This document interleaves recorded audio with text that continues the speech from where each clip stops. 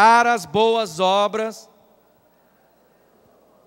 que Ele revelou em Jesus Cristo. É interessante que ele está falando a respeito de que fomos criados para as boas obras, e aí o diabo vem e dá uma torcida na história. Ele diz: você vai merecer a vida que Deus tem para você se você fizer boas obras. Por isso que ele começa no capítulo, lá no versículo, dizendo: olha, vocês são salvos pela graça, por meio da fé. Isso é dom de Deus, isso é favor de Deus, isso foi ação de Deus pela minha vida, para a sua vida, através de que Cristo fez. Então presta atenção numa coisa: muita gente está tentando realizar sua vida, fazendo coisas para atingir a graça de Deus. Mas Deus está dizendo: você só vai entender a plenitude da sua vida quando você entender a graça de Deus, e agora que através da graça você vai realizar as obras que Deus já fez para a sua vida. Para muita gente isso pode parecer a mesma coisa, mas não é. Uma coisa é, entendendo a ação de Deus na minha vida, eu agora vou encarnar o que Deus já fez. Outra coisa, na minha natureza caída, tentar ser alguma coisa sem Deus. Não tem jeito.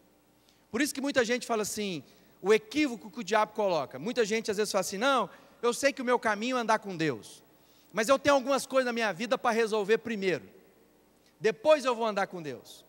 Isso é artimanha do inferno, porque o diabo sabe que sem Deus nós nunca vamos poder caminhar como Deus deseja.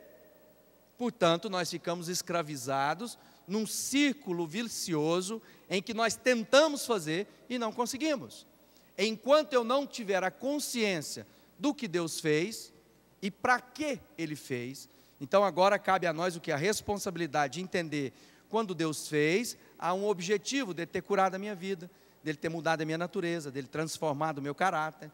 Isso não é apenas para que eu seja uma pessoa melhor, Ele quer que eu seja uma pessoa produtiva, alguém que entende as obras pela qual Deus o preparou e o criou para ser realizado.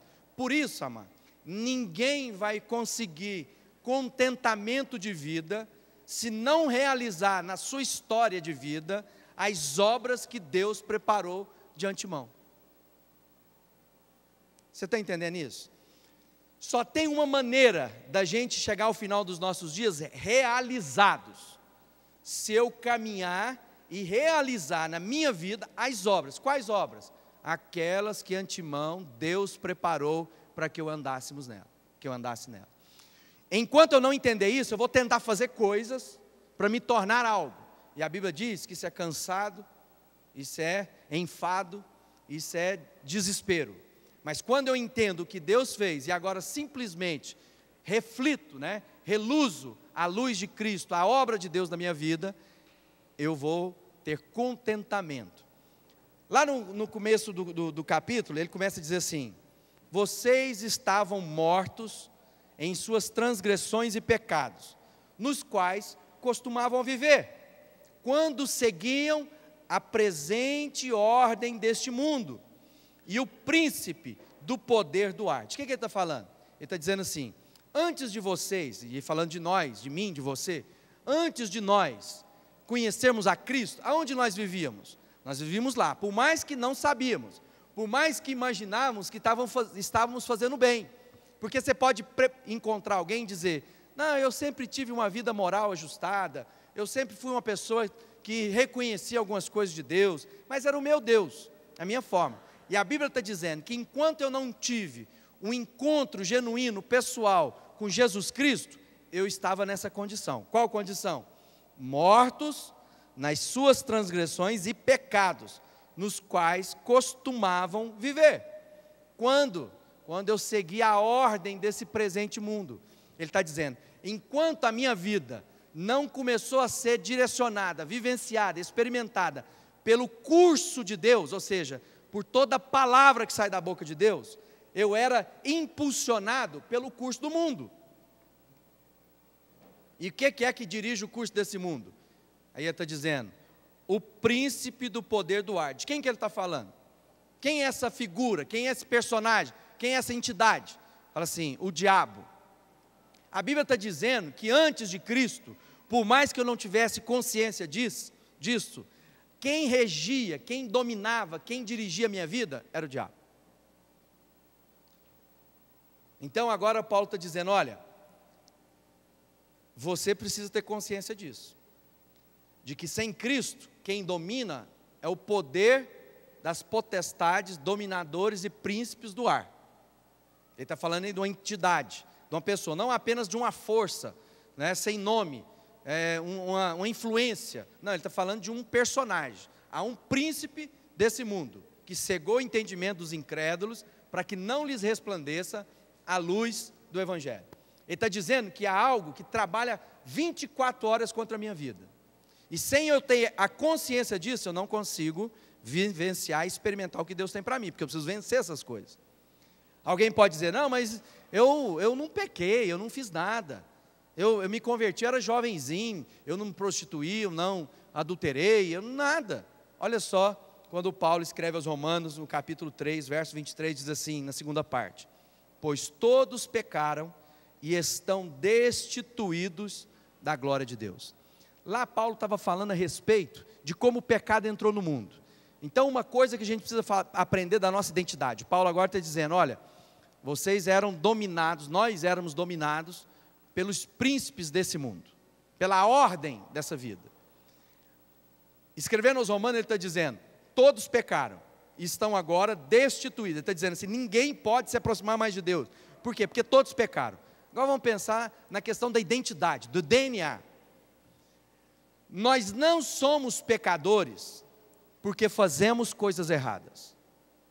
Tem muita gente que acha assim que o pecado está em porque eu fiz coisas erradas.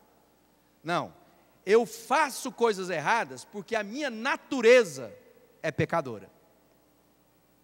Porque a Bíblia diz que eu já nasci devendo, já nasci pecador.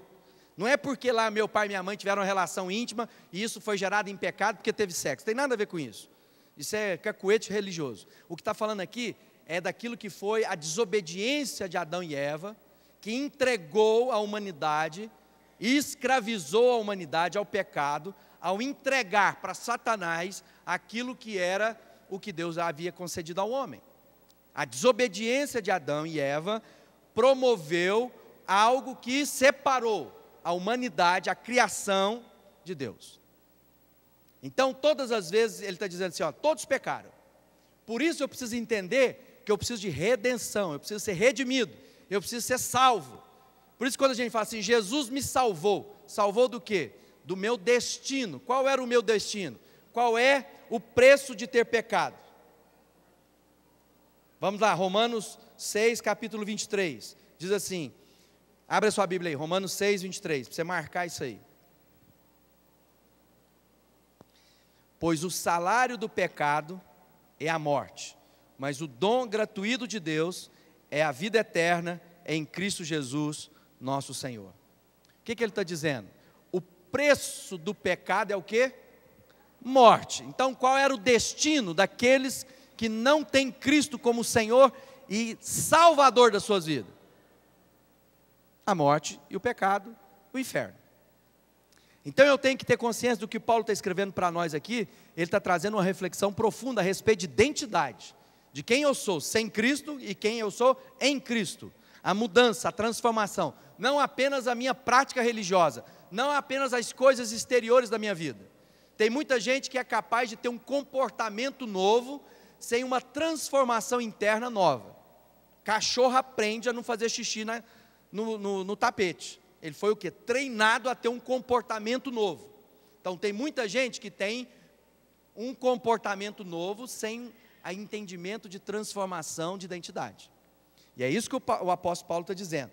E aí que a gente lembra de Jesus, capítulo 11 de João, verso 25, ele diz, eu sou a ressurreição e a vida. Aquele que crê em mim, ainda que morra, viverá. Então ele está dizendo, Paulo está dizendo, olha, vocês antes, nós, estavam mortos nas transgressões e pecados. Nós estamos destituídos da presença de Deus. Nós estamos separados de Deus. Então eu preciso entender isso de uma vez por todas, que quando há resgate de Cristo, quando eu olhar para a cruz do Calvário, foi o preço necessário para que eu e você pudesse ter a aproximação de Deus uma vez mais. Jesus foi aquele que se sacrificou por amor de mim e a você, para que eu e você tivéssemos chance de uma vida nova. Não é possível o homem por si mesmo galgar a presença de Deus. Por isso que muita gente está precisando de uma vida, 2 vidas, 3 vidas, 4 vidas, que é a tendência de quê? Só melhorar nessa vida não dá, nós precisamos ter mais outra. Aí a gente tem mais outra, aí depois só mais outra não dá. Isso não acaba. Então, se eu não entender o que a Bíblia diz, eu vou continuar escravo aonde?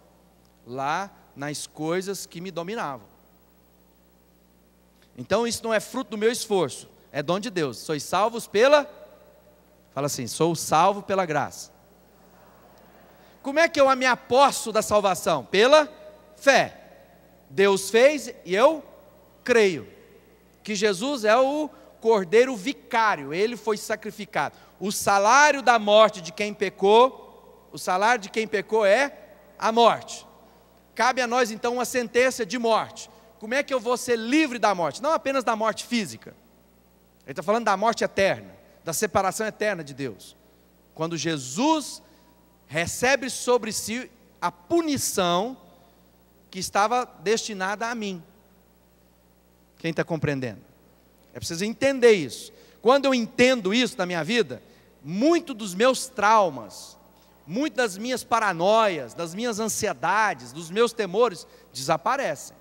Por quê? Porque eu começo a entender a obra de Deus em favor da minha vida. Isso produz em mim o quê? Descanso. Ao mesmo tempo produz em mim o quê? Gratidão. Quando produz gratidão na minha vida, o que há na minha vida? Adoração. Quando há adoração na minha vida, o que há? Sujeição à vontade de Deus. Enquanto eu não entender esse processo, eu vou estar tentando fazer com o meu braço forte, e Deus está dizendo, não adianta. Por isso